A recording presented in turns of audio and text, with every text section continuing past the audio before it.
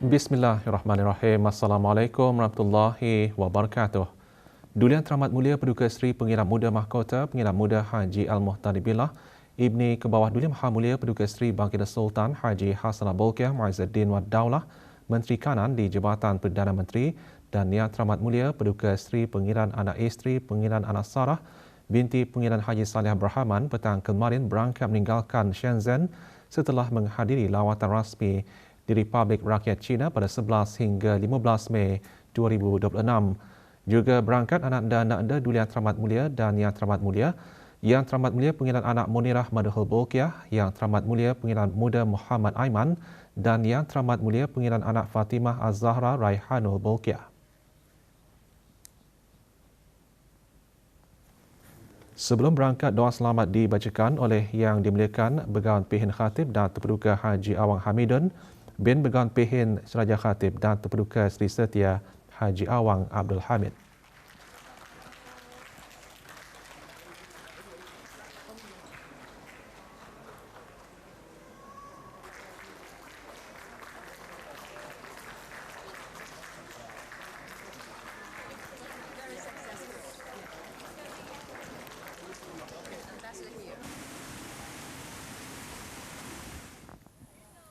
Hadir di Shenzhen Bao'an International Airport bagi menyembahkan selamat berangkat Miss Chow Sai Shian, Director General Shenzhen Foreign Affairs Office.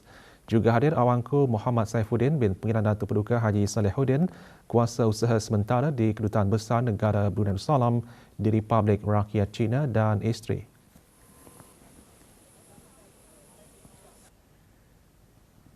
Sambutan Hari Keluarga Antarabangsa pada 15 Mei setiap tahun bukan sahaja satu inisiatif global, malah merupakan manifestasi komitmen berterusan negara Brunei Darussalam dalam memperkokoh institusi keluarga sebagai teras kesejahteraan rakyat.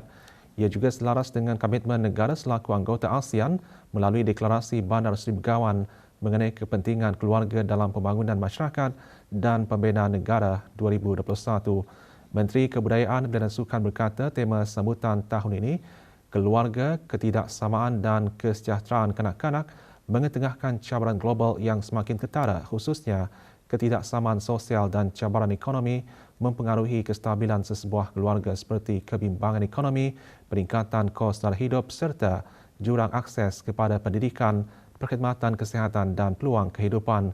Oleh itu, pengukuhan institusi keluarga perlu dilihat sebagai satu pelaburan jangka panjang dalam pembangunan model insan negara. Yang Berhormat Datuk Seri Setia Awang Haji Nazmi Muhammad dalam perutusan sempena Hari Keluarga Antarabangsa 2026 menegaskan di negara Brunei Darussalam melalui pelaksanaan pelbagai inisiatif, pendekatan intervensi keluarga di negara ini semakin bersifat menyeluruh, strategik dan berfokus kepada pemulihan serta pengukuhan fungsi keluarga. Berdasarkan kes keluarga yang dirujuk ke Jabatan Pembangunan Masyarakat sejak tahun 2000 hingga 2025, kes yang dirujuk ke unit keluarga menunjukkan penurunan 58% pada tahun 2025 berbanding tahun sebelumnya, iaitu daripada 62 kes kepada 26 kes.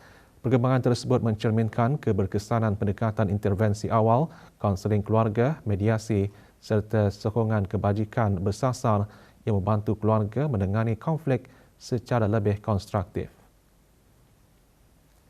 Dalam aspek kesejahteraan kanak-kanak, kes yang direkodkan turut menjadi petunjuk penting kepada keperluan untuk terus memperkukuh sistem perlindungan dan sokongan keluarga. Kes kanak-kanak telah menunjukkan penurunan kepada 172 kes pada tahun 2025 berbanding 188 kes pada tahun 2024. Dalam memastikan setiap kes ditangani dengan berkesan, pendekatan yang dilaksanakan adalah berpandukan prinsip kepentingan terbaik kanak-kanak melalui penilaian sosial menyeluruh, intervensi bersepadu serta penyelarasan sokongan antara agensi bagi memastikan persekitaran keluarga kekal stabil, selamat dan kondusif untuk perkembangan kanak-kanak secara holistik.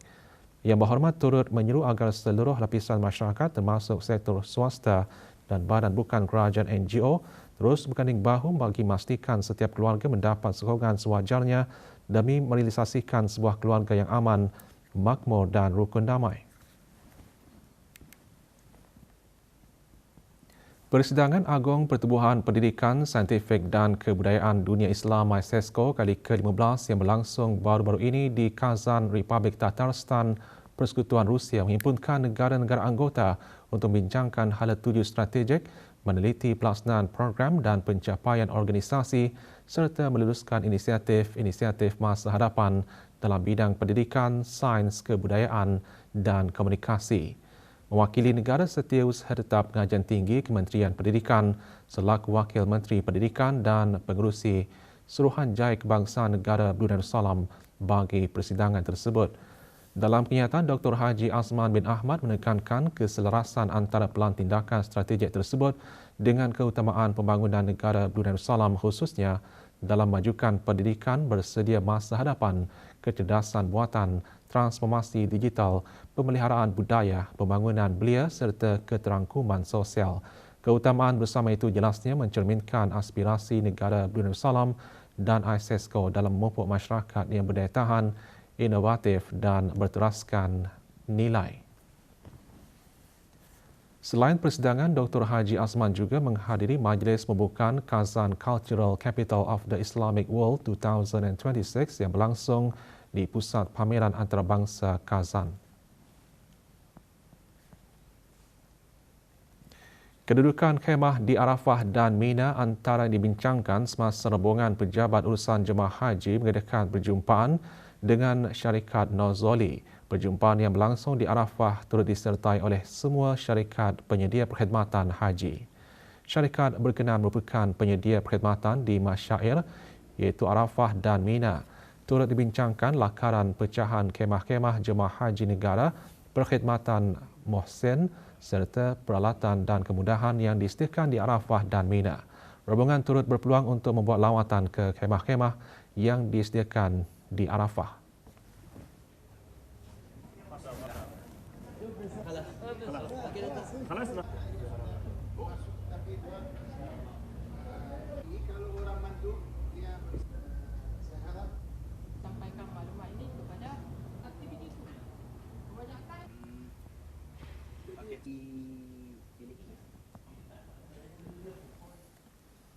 Bir Ali atau Zulhulaifah terus menjadi lokasi tumpuan bakal jemaah haji dan umrah sebelum memasuki kota suci Makkah.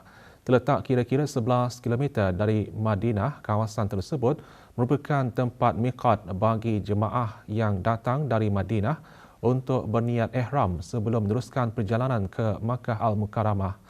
Bir Ali turut dilengkapi pelbagai kemudahan bagi keselesaan jemaah yang singgah sebelum mulakan perjalanan ibadah di Tanah Suci. Bulan Zulhijjah sering dikenali sebagai bulan ibadah haji dan ibadah korban, namun keistimewaannya tidak terhenti di situ. Bahkan 10 hari pertama dalam bulan Zulhijjah adalah hari-hari yang amat agung, dipenuhi keutamaan dan kemuliaan yang tinggi di sisi Allah Subhanahu Wa Taala. Betapa istimewanya 10 hari pertama bulan Zulhijjah sehingga amalan soleh yang dilakukan di dalamnya lebih afdal berbanding amalan pada hari-hari lain. Bahkan keutamaan beramal pada hari-hari tersebut disebut lebih besar daripada amalan selain jihad di jalan Allah Subhanahu Wa Taala. Perkara itu antara intipati khutbah Jumaat bertajuk memanfaatkan 10 hari Zulhijjah dengan amal yang dicintai Allah. Antara amalan yang paling utama untuk dihidupkan dan dilipat gandakan sepanjang hari-hari tersebut ialah: pertama, memperbanyakkan sembahyang sunat.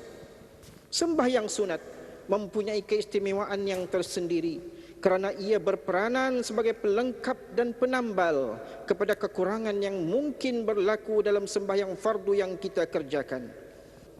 Puasa sunat.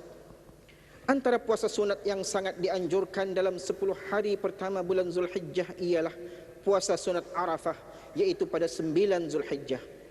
Hukum puasa sunat Arafah adalah sunat muakkadah, iaitu sunat yang sangat dituntut, khususnya bagi mereka yang tidak menunaikan ibadah haji.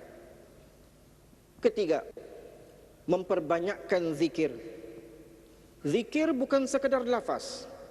Ia adalah benteng hati. Dengan zikir, Allah Subhanahu Wa Taala menenangkan jiwa, mengawal emosi dan membimbing kita memilih kata-kata serta tindakan yang berhemat. Lebih 50 vendor tempatan dan luar negara mengikuti Brunei City Festival 2.0 yang diadakan selama 5 hari sejak 13 Mei lalu. Dianjurkan oleh Riza Foodlana Management Services, pesta dirasmikan di kawasan letak kereta Jalan Bendahara Bandar Seri Begawan.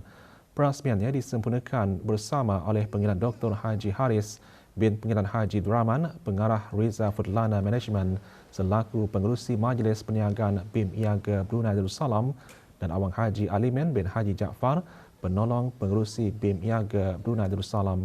Pesta dibuka bagi kunjungan orang ramai bermula pukul 11 pagi hingga 12 malam.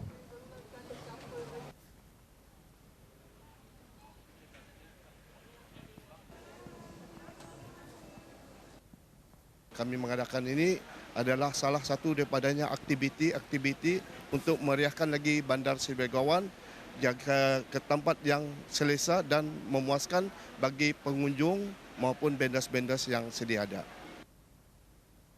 Walaupun orang luar itu kemari, aku berterima kasih juga pasal orang luar dah mengangkat kita ni punya event-event ni. Kalau bukan ada orang, memang maintain ni macam mana. Kebaikan kami masa ni kami sudah ikut cara-cara orang luar itu berniaga. Salah satu daripadanya set up. Bila set up tani lawak, jadi orang akan ngaga ke tani. Then after that, daripada durang pun kami belajar macam mana untuk marketing.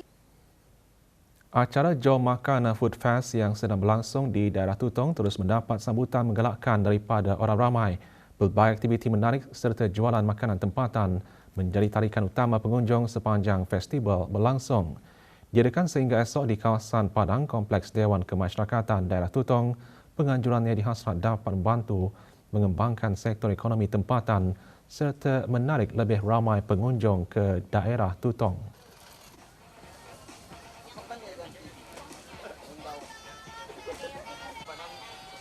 Untuk memperkenalkan jenis baras barulah yang dari tempatan. Kami mengkolek data untuk melihat lokal suka ke indah dengan beras tempatan yang kami bawa baruan inilah. Kami ada menyediakan buah lebih 20 lebih buah. Cecah ada 7 macam iaitu sos kicap, sos mempelawan, gula belacan, gula udang.